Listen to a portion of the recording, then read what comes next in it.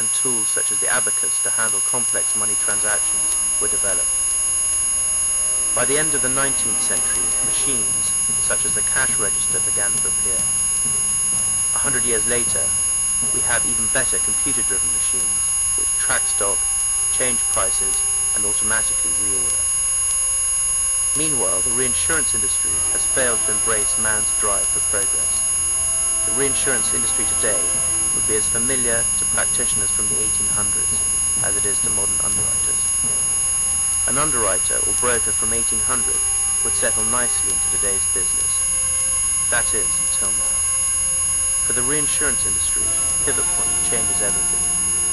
Soon it will be understood that the period before pivot point was as dark as the caveman period was before the abacus. Come and see for yourself if you don't believe. After a demonstration, you will understand what is possible.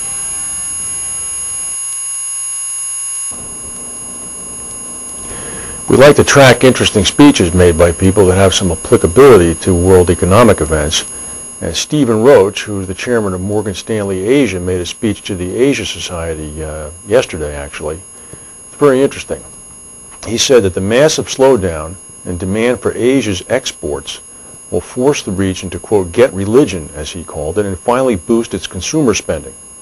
Roach was one of the few economists to predict the economic crisis. He said that Asia's failure to develop its own markets meant that the unprecedented economic recession would hit Asia hard. Quote, now with a monster external demand shock, the U.S., Japan, and Europe all in recession simultaneously, Asia, which is much more externally dependent today than it was 10 years ago, is in big trouble. He said there's not a country in the region that's not sharply slowing or in outright recession. He said that some Asian economies had made improvements since the 1997 financial crisis. Governments still needed to boost spending amongst the region's notoriously aggressive savers. Roach said, I think an important outcome of this global crisis is that you will see Asia finally get religion of internal private consumption, the piece that was missing from the response to the financial crisis of 1997. He said that China, which relies heavily on its export sector, had been particularly hard hit by the slowdown. Roach said that China's growth in the second half of the year basically went to zero. He said for an economy that needs 6% growth to prevent unemployment from rising and to limit, listen to this underline, limit the outbreak of social instability, a major shortfall we saw in China in the second half of last year is very, very worrisome. He said Beijing needed a strong fiscal stimulus package, but also had to focus on boosting consumer spending. That should be a fire bell tolling in the night to anybody listening. And to anybody walking around in the United States, this is not news to you, it's freezing.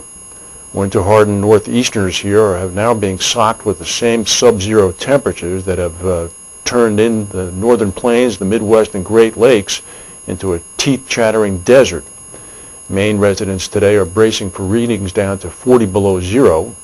People in Iowa are seeing readings 27 below zero. These are all Fahrenheit.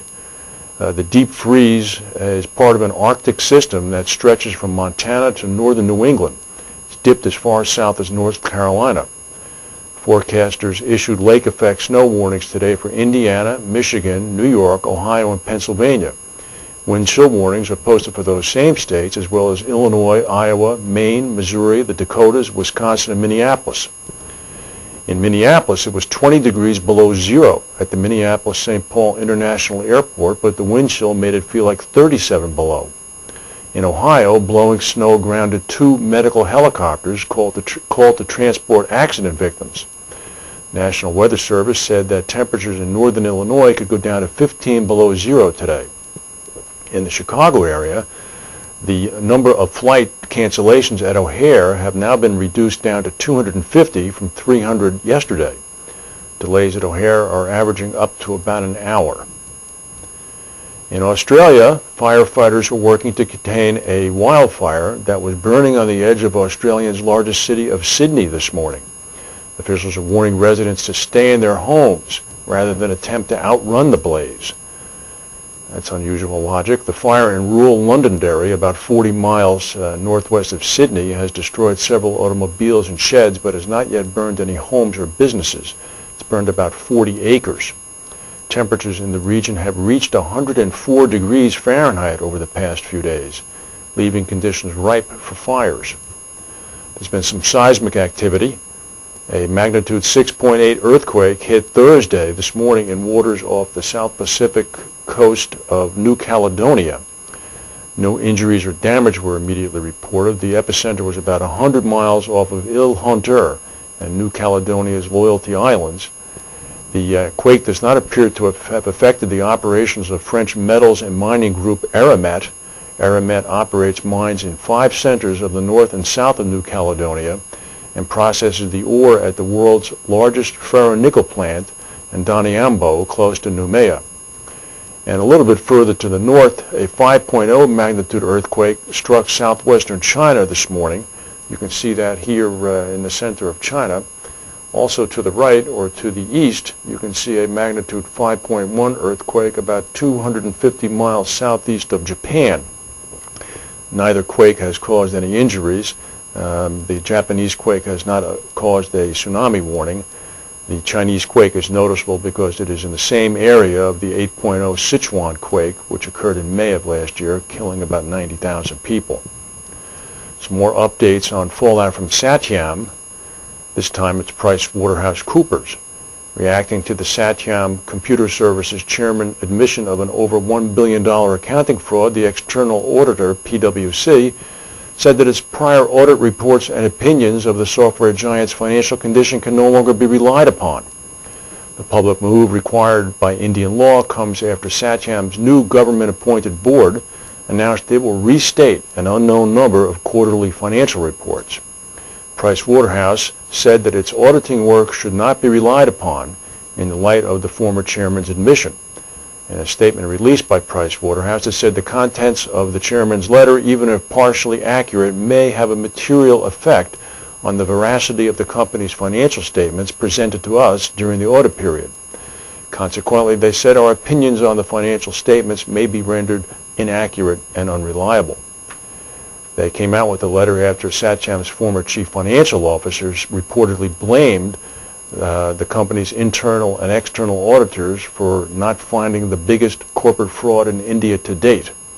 Pricewaterhouse audited Satyam's financial statements from the quarter ending June of 2000 to the one ending September 30th, 2008.